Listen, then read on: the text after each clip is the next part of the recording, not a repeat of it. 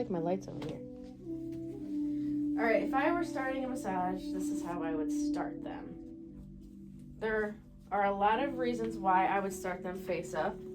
My first reason is I want to touch their face and their hair before I get lotion on my hands. Because that's mean. Like, you already send them out looking crazy. Like they just put their tongue in a toaster. But for courtesy, you don't want to get a lot of gunk in their hair. Walk in and I give them the bolster. So I want to say, I'm going to have you lift up your knees a little, and I'm going to put this underneath the backs of your knees. This is a really little bolster. We go over equipment next week, I think it is, and fundamentals, and we're going to see all kinds of shapes and sizes of them.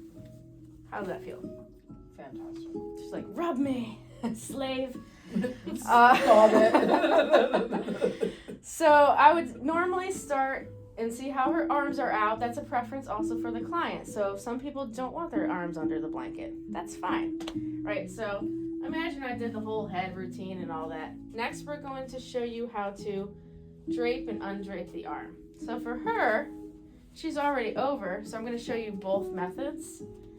She's already over. I like to start with compression before I touch an area of the body. So I'm going to let you guys do this today, where you just see how I'm leaning my body weight. I just shake it like a Polaroid picture. Alright, so for her, in order to keep women's chests nice and covered, I like to take this blanket and actually kind of tuck it up into the armpit. Alright, that way, see if I'm moving this arm around, everything stays tucked in the armpit, and we're not exposing anybody's breasts. Because we don't want to do that. It's weird.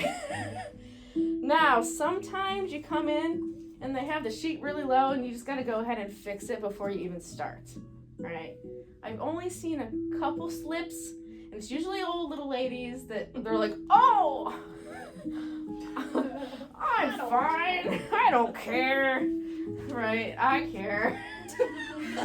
Okay, Grandma. All right. So imagine I were to work her arm. We're just pretending I did the whole routine. The way that I cover up the arm again is I like to bring the arm this way. See how I'm just going under this, straightening it? Here. Never are we bringing the sheet back down in order to cover the arm. We're keeping it right where it is, within that line, to keep it covered. And sometimes I'll even like give them a little tuck here. All right, now, if she was already covered, the way I would do that is go underneath. I'm gonna grab your arm, let them know what you're doing.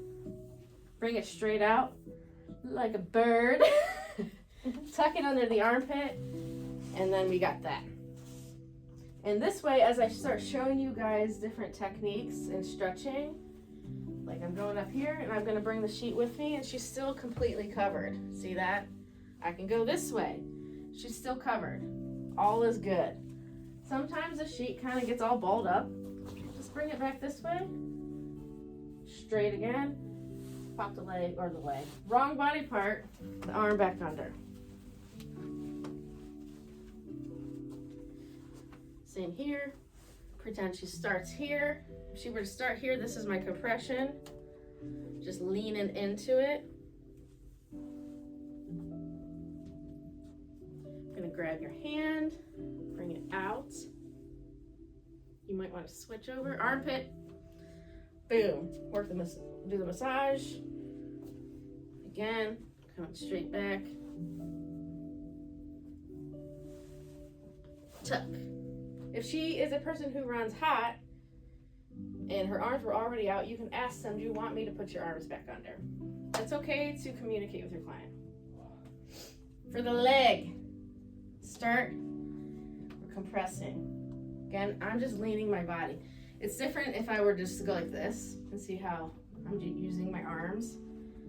This feels a lot better for the client, right?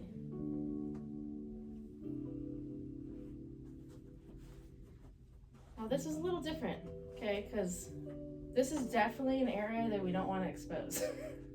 Like, we don't want to expose the chest, but this is really sensitive. So if you have the two layers, either a sheet and a blanket or a sheet and a towel, I recommend peeling the thick layer away first, and we're going straight down the middle. The reason why we're doing this is to give them a little weight in the private area to feel like they are secure.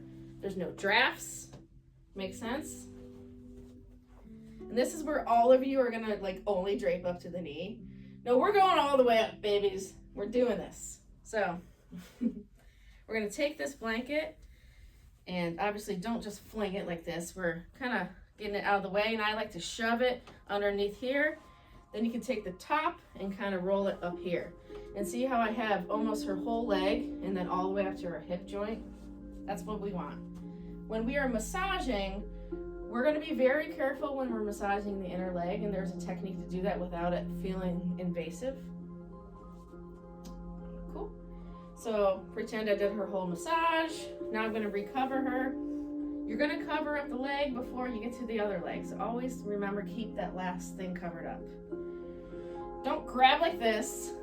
I've had students do that in the past. It's weird. Right, so make sure don't just grab like this. Okay. So be intentional with even where you're grabbing, right? So we're gonna grab the blanket, sheet, out of the way here, and then we're gonna take the blanket and straighten it back out so that she's comfortable. Onto this leg. What do I do first? Oh my God, you guys listen better than last year. You hear that? Alright, I forgot to do my compression, but I can do it now. Right, the reason why I like to do compression when we learn the Swedish moves next week is it introduces touch, right, and it feels freaking great. Okay, we're going here. And every one of you is going to be clothed today while we're working on each other. Please. Right? Tuck this here, and we're going to kind of take this here. Again, we got about half of the knee on this side, or the leg uncovered, then all the way up to the hip is uncovered here. I'll do the massage, and then we're going to pull this back out. Again, don't just grab away from areas that are private. Before I turn them, I want to make sure that the face cradle is set up and ready for them to put their face in the hole. So I like to get this up here and then make it latched. This actually moves up and down. See how I can go up and down with it? If somebody is higher up off the table, a little heavier or larger chested, you're going to bring it up a little bit higher to give them more room, all right? Or else it just smashes the girls like a pancake. It does anyhow, but and then the smaller they are, the closer to about table height you want it, all right? So I got it here. There we go.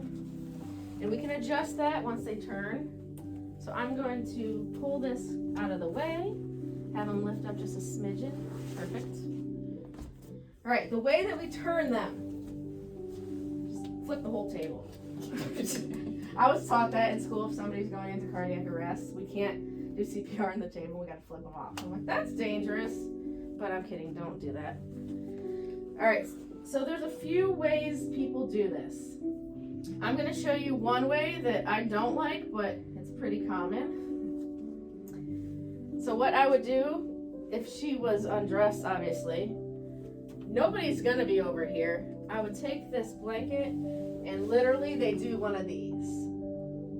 I can't see them, but she is totally just like out and open. So I don't like that technique. I would prefer to kind of do like a tent technique. So what I do is say, and sometimes I start flipping on you, I'm going to go the other way so they can see.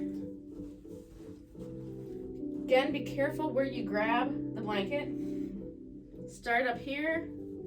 It's all twisted because I did weird things. Start here and then see how I'm kind of lifting and then pulling up a little bit? That allows me to grab here. So I'm going to make a little tent and have her flip over on her belly and scooch up till your face is in the hole. See how everything stayed good? Then you can kind of straighten out your blanket, because sometimes when they flip, they take the whole dang thing with them, and you gotta kind of straighten this back out. The reason why we're kind of straightening the blankets out is because we need there to be even amounts on each side for draping purposes. Now this looks short. That's super long. So I'm actually going to kind of just move it a little bit. All right, bolster. We're gonna also use this when she's face down. This is called the prone position. We're gonna learn about it next week. There's also supine. Supine is face up. Prone, think of alien abductions. Right? Kind of rhymes with, you guys get it? True. Probe. Right, so drop this down. This goes under the ankles. The reason why we put it under the ankles is because it's uncomfortable for the ankles to lay flat, because they're not naturally going that direction. And then the bolster in both directions also takes a little pressure off that low back. Alright. Alright. How's the face cradle height? Oh, good. Okay, cool. And then someone's like, where do I put my arms? I tell them whatever's comfortable, I'll move them depending on what muscle I'm getting at. Alright. Leg, again, we're doing the same exact thing. Blanket down the middle. Alright, sometimes their feet are really close together, and I'll do one of these. Alright, and give myself a little space. Alright, we're gonna do this. I like to uncover the bottom. Again, tucking, I'm kind of going up and in. So it's kind of like a swoop underneath the top of her leg. And boom. That way we can get to the side of the glutes and the hips, where people have a lot of problems. I'll do your massage, and then cover you back up. Whee.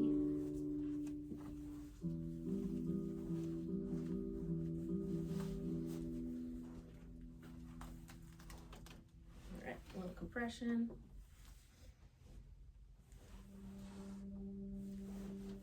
See how I moved it a little closer? Sometimes they also flip and they're a little crooked on the table. You want to kind of get them as lined up as possible in the center, so that we're not overreaching to get to that side. Uncover the bottom, uncover the top, tuck it, and then I got the whole leg I can work on. Basic fun draping. Now the back. We're gonna do the back as a whole. We're not gonna do like one side. So we're gonna undrape the back as a whole. I like to pull this one and get it out of the way. All right. Her butt crack starts down here. So we're basically stopping, where the butt crack stops, right? And then this one's gonna come open. If they're wearing underwear, you can actually use the sheet and tuck it like that, all right? So that it stays in place when we're kind of doing glides and pushing against that sheet. So you can tuck it into the underwear. Always ask. I did not ask you. It's not your underwear, it's your pants. Oh, you're fine. Usually I'm like, at least for the first person, like first client, if I've seen them for the first time, can I tuck this into the top of your underwear? They're like, yeah. Just so you know, we're never going in anybody's underwear without consent. Right. Now, if she were to not be wearing anything, this would come back down, like basically to the top of the butt crack. All right. They call it gluteal cleft, and that's where we're working. If I were to do glutes, and I'm going to go into detail more and bring this draping back when we do glute stuff. I'm going to do one butt cheek at a time. Never are we doing one of these and just going all ham. Right? They might do that in other countries, but not in America. If we are doing her glutes, I like to kind of think of this as an invisible like pin, keeping this in place, and we're going to make a little triangle here. That way I get this whole section of her glute open and exposed that I can work on. We got it recorded. Okay. Got you, girl. I forgot about that. And then this side, pretend little marker and bring it here. Now, if they're moving around a lot, you can tuck things and make it more comfortable for you and them. If you're working and this starts getting lower and lower and like more of things that you don't want to see, crack hills, is exposed, just readjust. You're allowed to readjust for their comfort and your comfort. Is the bird alive? Uh-oh. No, it is. Oh, fuck. When I'm done, I would do one of these. Sorry, I had to. And like, kind of like make them feel all nice and cozy. Do a little of these soft little strokes. And then before you leave the room, take the bolster out so that they can actually get up off this freaking table, right? So there's that. I would put this out of the way. You can either put it back on your stool or just against the wall, wherever, because we're gonna have to sanitize everything we touched, right? And then a big thing I don't like seeing is, as we're massaging, we kind of bring the stool around with us. I do a lot of seated stuff when I do detailed work in arms and neck and shoulders.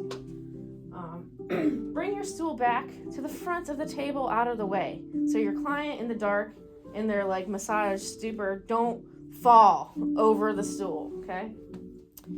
Questions about draping? All right, it was only 16 minutes. Over and out.